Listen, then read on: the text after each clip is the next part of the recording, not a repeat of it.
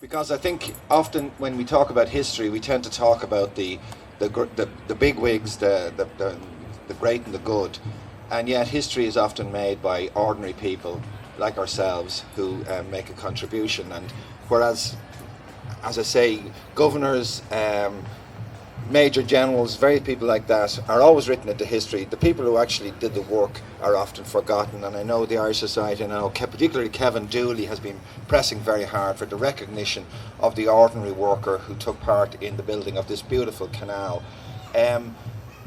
It's not an either or, because I see the Colonel here, and I'm going to praise the Colonel, because we're here because Colonel By obviously came and oversaw the establishment of this canal, which was built for military purposes. And Colonel By was only here because during the Peninsular War, a man from my own town, who very few people sort of associated with that, but the Iron Duke Wellington was very impressed by Colonel By and sent him over here to build this canal.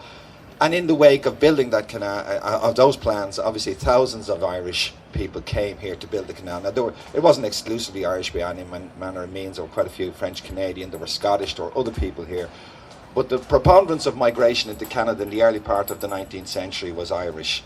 And they formed a very, very large proportion of the workforce here. And as people who'd read the history of the canal, many of them died. There's different estimates, 500, 1,000 I've seen.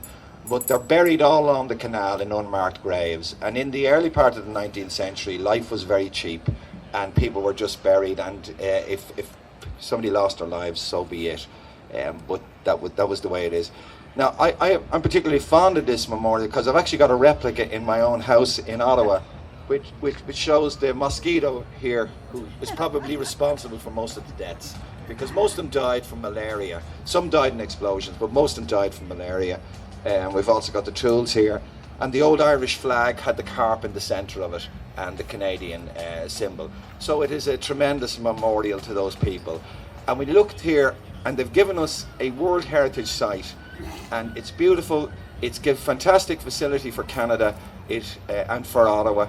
People can, in winter, it is the longest skiing rink in the world, we're told, and it all was built on the backs of these people. And these people also formed the nucleus of the Irish population in the Ottawa Valley. So when Queen Victoria announced that the new capital of the Federation of Canada was going to be in Ontario, the Times of London objected and called this place a subarctic Irish village. And I noticed that the Heart and Crown has retaken that name and called themselves the Irish Village, so there's a long history on it.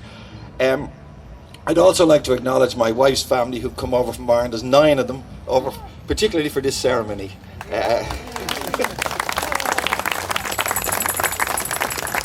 Just to show the growing strength of the linkages between the two countries. I don't have a huge more to say. One other person I just want to mention in the building of this canal, and that was Nicholas Sparks. Nicholas Sparks, Spark Street is named after, came from Wexford, and he sold some of the land to Colonel By. But he did one thing which I think set a good tone for Ottawa.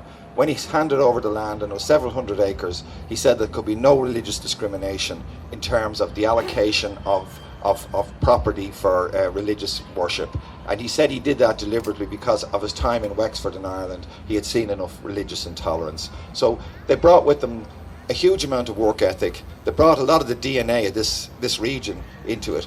And yet, you know, during their time, they were not honoured. They were just regarded as almost part of the machinery. So I think we've rectified that partly by the building of memorials like this. And I really honour and those people. There's an old Irish saying which says, "Ar yeshtag go raibh anam," which really means, may they rest in peace. Many thanks.